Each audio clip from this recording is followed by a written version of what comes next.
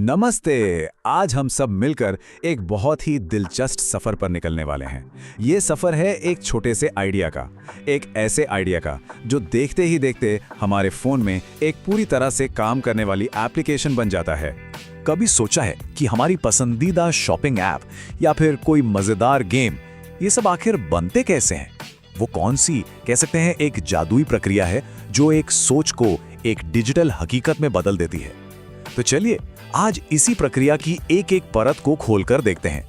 और इस बड़े सवाल का जवाब एक छोटे से नाम में छपा है, application development life cycle. Short में कहें तो ADLC।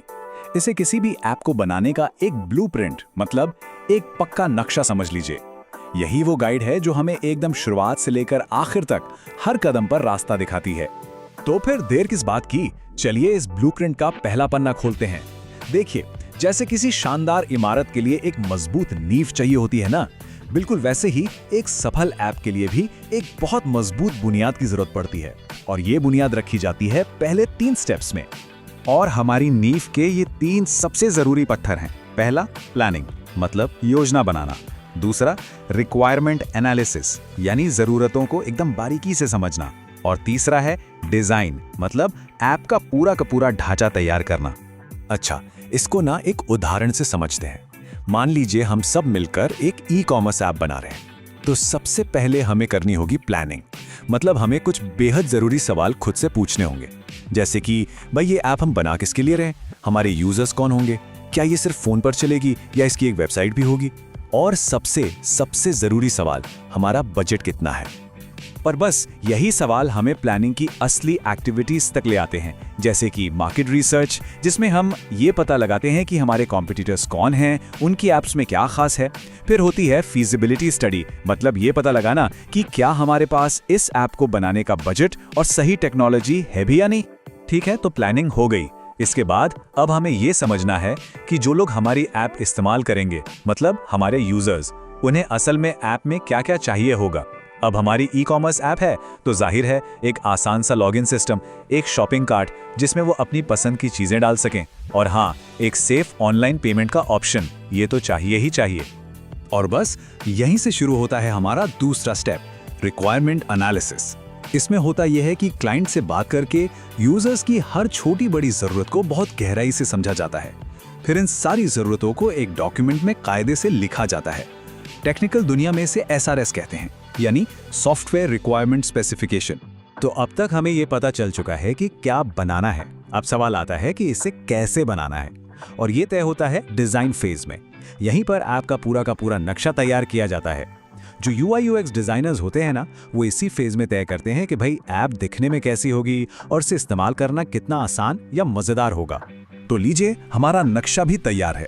अब वक्त आ गया है असली काम का, मतलब अब बारी है ईंट और गारा उठाने की, यानी असली कोडिंग शुरू करने की, और साथ ही ये भी पक्का करने की कि जो कुछ भी बन रहा है वो एकदम मजबूत और भरोसेमंद हो। डेवलपमेंट और टेस्टिंग, समझिए, एक ही सिक्के के 2 पहलू हैं। एक तरफ डेवलपर्स जी जान लगाकर कोड लिखते हैं और ऐप को उसका असली रूप देते हैं, तो दूसरी तरफ टेस्टर्स की टीम, वो एक जासूस की तरह उसमें छोटी गलतियां, जिन्हें हम सब बग्स कहते हैं, ढूंढकर उसे बिल्कुल परफेक्ट बनाने का काम करते हैं। अच्छा, ये जो डेवलपमेंट होता है ना, इसमें कई तरह की टेक्नोलॉजीज इस्तेमाल होती हैं। जैसे हमारे ई-कॉमर्स ऐप का जो हिस्सा हमें स्क्रीन पर दिखाई देता है, वो बनता है HTML, CSS और जावास्क्रिप्ट से। और पर्दे के पीछे का सारा काम, मतलब पेमेंट प्रोसेस करना, डेटा संभालना, ये सब पाइथन या जावा जैसी पावरफुल भाषाएं संभालती हैं। और क्वालिटी को लेकर कोई समझौता ना हो, इसलिए टेस्टिंग भी कई लेवल्स पर की जाती है।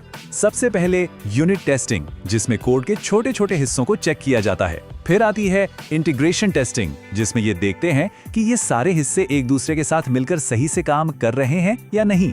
और आखिर में होती है सिस्टम टेस्टिंग, जिसमें पूरी ऐप को एक साथ चलाकर परखा जाता है। और अब आता है इस पूरे सफर का सबसे ज्यादा रोमांचक मोड़, वो पल जब महीनों की मेहनत के बाद ऐप को दुनिया के सामने पेश किया जाता है, उसे आम लोगों के इस्तेमाल के लिए लॉन्च किया जाता है। इस मोड़ पर 2 सबसे जरूरी स्टेप्स होते हैं। पहला है डिप्लॉयमेंट, जिसका सीधा मतलब है ऐप को दुनिया तक पहुंचाना, और दूसरा है मेंटेनेंस, यानी लॉन्च होने के बाद भी उसे हमेशा टॉप क्लास बनाए रखना। तो अब लाइव जाने का टाइम आ गया है। हमारी ई-कॉमर्स वेबसाइट को एक होस्टिंग सर्वर पर अपलोड कर दिया जाता है और जो मोबाइल ऐप है उसे गूगल प्ले स्टोर या एप्पल ऐप स्टोर पर पब्लिश कर दिया जाता है, ताकि दुनिया में कोई भी उसे आसानी से डाउनलोड कर सके। लेकिन रुकिए, कहानी यहाँ खत्म नहीं होती, बल्कि कहा जाए तो असली काम तो अब शुरू होता है। टाइम के साथ जो नए नए बग्स सामने आते हैं उन्हें ठीक करना, नए फीचर्स के साथ अपडेट्स जारी करना और सिक्योरिटी को लगातार मजबूत बनाए रखना, ये सब मेंटेनेंस का ही हिस्सा है। तो हमने एक आइडिया से लेकर एक चलती फिरती ऐप तक का पूरा सफर देख लिया, लेकिन एक बड़ा सवाल अभी भी बाकी है कि आखिर ये जो ADLC है, ये जो ब्लूप्रिंट है, इसको फॉलो करना इतना जरूरी है क्यों? पूरी यात्रा को अगर एक नज़र में देखें तो शुरुआत हुई प्लानिंग से, फिर रिक्वायरमेंट, उसके बाद डिज़ाइन, फिर डेवलपमेंट और टेस्टिंग, फिर हुआ डिप्लॉयमेंट और आखिर में वो दौर जो कभी खत्म नहीं होता, मेंटेनेंस। हर एक कदम अपने अगले कदम से मजबूती से जुड़ा हुआ है। देखिए, सबसे अहम बात यह है कि ADLC हमें एक डिसिप्लिन तरीका देता है, एक रास्ता दिखाता है। इसका सीधा सीधा मतलब ये है कि हमारी जो ई-कॉमर्स ऐप है वो टाइम पर और बजट के अंदर बनेगी। इससे क्या होगा? हमारे इन्वेस्टर्स खुश रहेंगे और जब क्वालिटी अच्छी होगी तो यूजर्स को शॉपिंग करने में कोई दिक्कत नहीं आएगी और वो बार बार हमारी ऐप पर वापस आएंगे। और हाँ, जो लोग टेक्नोलॉजी की दुनिया में अपना करियर बनाना चाहते हैं, उनके लिए तो इस पूरी साइकिल को समझना बेहद जरूरी है। ये ज्ञान सॉफ्टवेयर डेवलपर से लेकर QA टेस्टर, प्रोजेक्ट मैनेजर और यहाँ तक कि डेवऑप्स इंजीनियर जैसी कई शानदार जॉब्स के दरवाजे खोल देता है। जाते जाते एक सवाल, ये पूरा ब्लूप्रिंट एक सीधी लाइन जैसा लगता है ना? प्लानिंग, फिर डिजाइन, फिर कोडिंग। लेकिन जरा सोचिए, असल दुनिया में क्या होता होगा जब एक चलती हुई लाइव ऐप में कोई ऐसी बड़ी गड़बड़ी आ जाए जो डेवलपर्स को सीधा वापस डिजाइन वाले स्टेप पर सोचने के लिए मजबूर कर दे। इस पर सोचना हमें इस पूरी प्रक्रिया की असली दुनिया की चुनौतियों को समझने में और भी मदद करेगा।